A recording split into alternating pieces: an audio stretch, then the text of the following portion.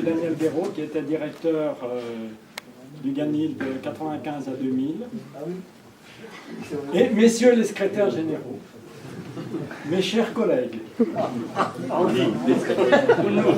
alors, suite au petit encart qui est paru dans le dernier GANIL Info, avez-vous trouvé le nom de l'ingénieur qui en 1974 m'a dit « Si le GANIL ne se fait pas à Lyon, il se fera à Grenoble ». Bajard. Non, il m'a dit la même chose, moi.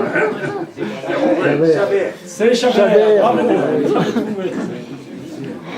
Alors pire, hier je viens d'apprendre que lors d'une visite au CRN de Strasbourg, toujours la même année, il avait dit la même chose à Daniel Bibet. Est-ce qu'il est là? Hélas, nous ne recevrons pas André Chabert. Il est parti dans ces montagnes près de Lieste. Bon, je vais remonter un petit peu à ma prime jeunesse. Après avoir obtenu ma licence de physique, à l'époque on ne parlait ni de maîtrise ni de master, tout ça, il n'y avait qu'une licence de physique.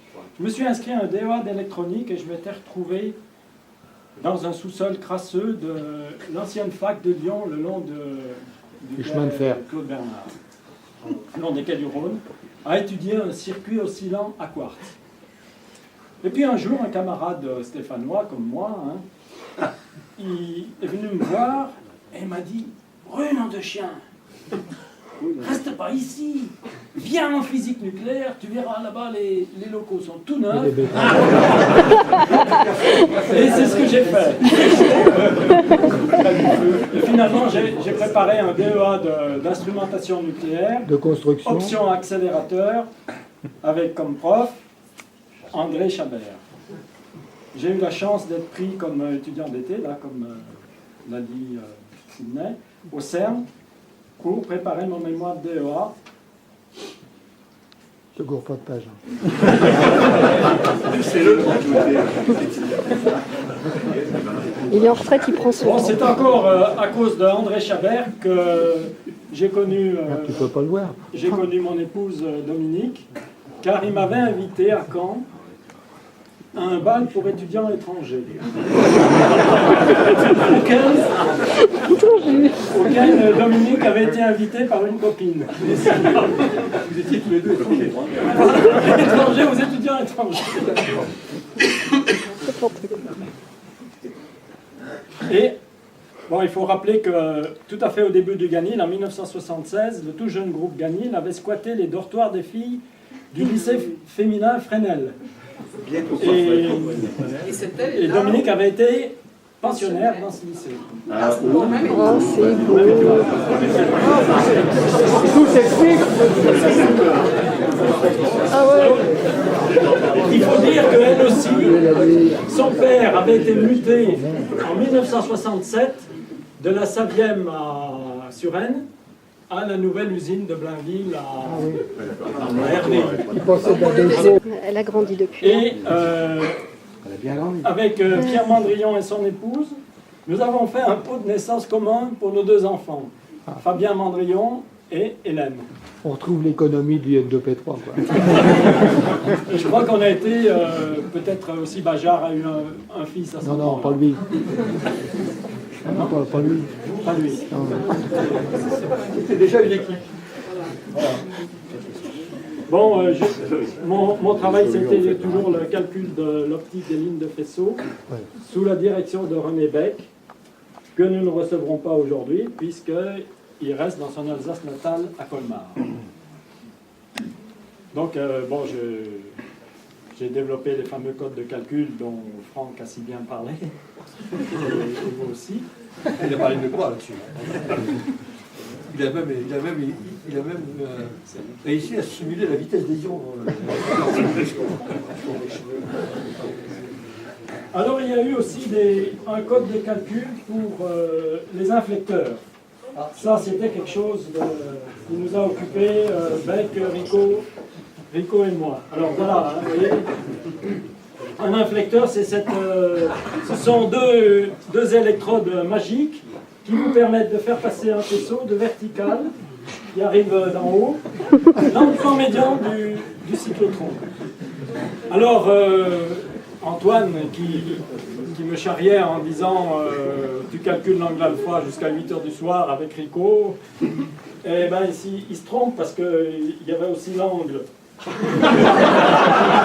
y a aussi l'angle psi qui représente le balayage de la trajectoire centrale, et puis l'angle état qui fait le coin de sortie. Voilà.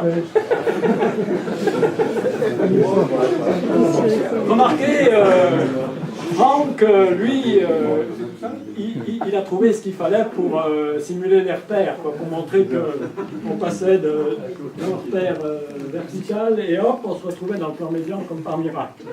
Voilà. Donc ça, vous voyez, ça aussi c'est... Un café. Du temps que je suis dans les petites...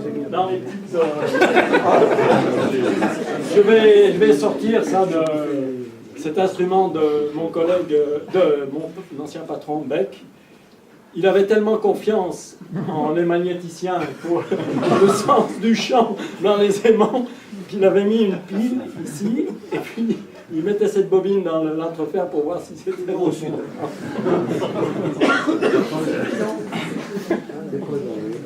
Moi, je pense qu'il avait raison. Bon, vous savez aussi, donc, au fond des aires expérimentales, il y a un banc universel de mesure magnétique pour mesurer les aimants. Ce que j'ai aimé dans le nom, c'est universel. Voilà. Et moi, pour ne pas être de reste, j'ai fait un programme universel de mesure magnétique. C'était moi qui suis sûr. Alors, bien sûr, ce programme, chaque fois qu'il y a un nouvel élément, il ne marche pas. C'est ça toute la suite du programme. Oui, mais c'est pas toujours ma faute. Ça peut être aussi la faute de lui et puis Alain Léoudard. Alain, il savait, il s'est caché. Qu'est-ce qui a dit qu'il était sérieux? Donc, bien sûr, tous ces programmes sont écrits en Fortran. Hein. C'est un langage, contrairement à ce que vous croyez, qui est devenu très moderne au fil des ans. Et moi, j'en suis un peu gaga. D'ailleurs, chaque fois que je rencontre Luong, il me dit, mais pourquoi tu fais des gotou, tu devrais faire des camfrom. Et chaque fois, il me sort ça.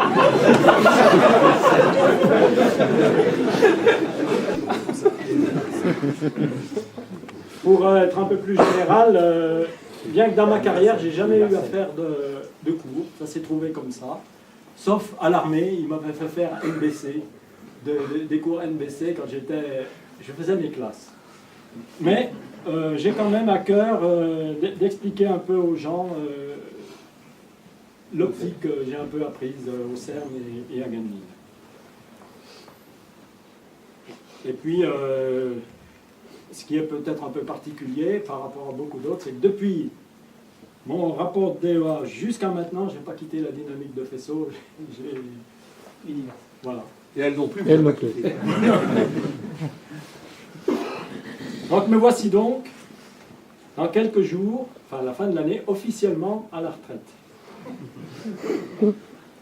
Donc à court terme, Dominique, Hélène et puis mes deux fils, nous allons prendre le car ferry pour rendre visite à notre fille Myriam qui est au sud d'Oxford pour apprendre l'anglais. La pauvre, elle a déjà pas mal froid là-bas, c'est pire que chez nous, il paraît. Une assurance. Donc,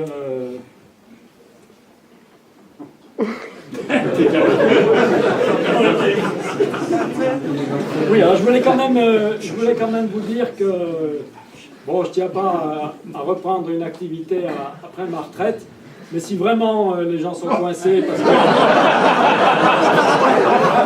Vous êtes prié d'ailleurs d'être coincé. Hein. Non mais voilà. De toute façon, j'aurais pu battre. Une fois par mois, ce serait bien d'ailleurs. Mais Rico, il t'appellera, t'inquiète pas. Voilà, je pense que je ne vais pas m'ennuyer et peut-être que alors j'aurai besoin d'un agenda quand je serai à la retraite. Bref, pour terminer, la retraite, ce n'est que du bonheur, mais le tout, c'est Le tout, c'est de s'y mettre. Merci.